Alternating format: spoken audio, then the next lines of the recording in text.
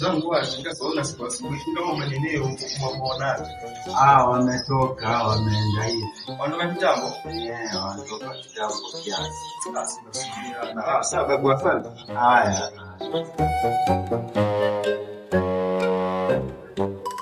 Agrebu ndo.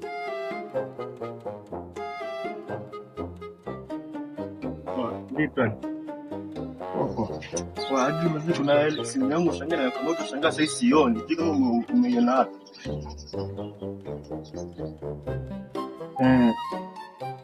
Nakuwa ni Baraka. Baraka kwa simu yangu. Jua namuona ameenda hivi. Lakini sasa kama anione. Hem njoo. Mimi kwa simu yangu wewe naye.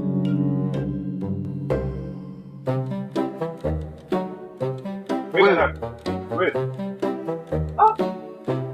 Isi msi yangu. Sasa yesi kwa simu yangu nini? Baraka angalia nini? Shauri njoo unaangalia nini mtoto? Ngoja kwanza. Mkono tukata. Mtokato alafu cheki. Huyo mzee alikuwa kwa mdomo. Kwa hivyo kwa sababu hii simu ni yako. Shauri hii. Msikatae kwa hiyo kachukua. Msikatae simu ni yangu. Lakini mbona na wakati uweze kwa mbona chukua safi na angalia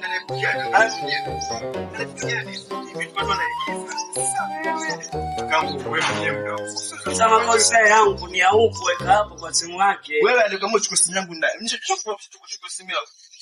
Sasa yangu Hii inaitwa bloodline. Wewe ndugu unafanya na ndugu mnafanya.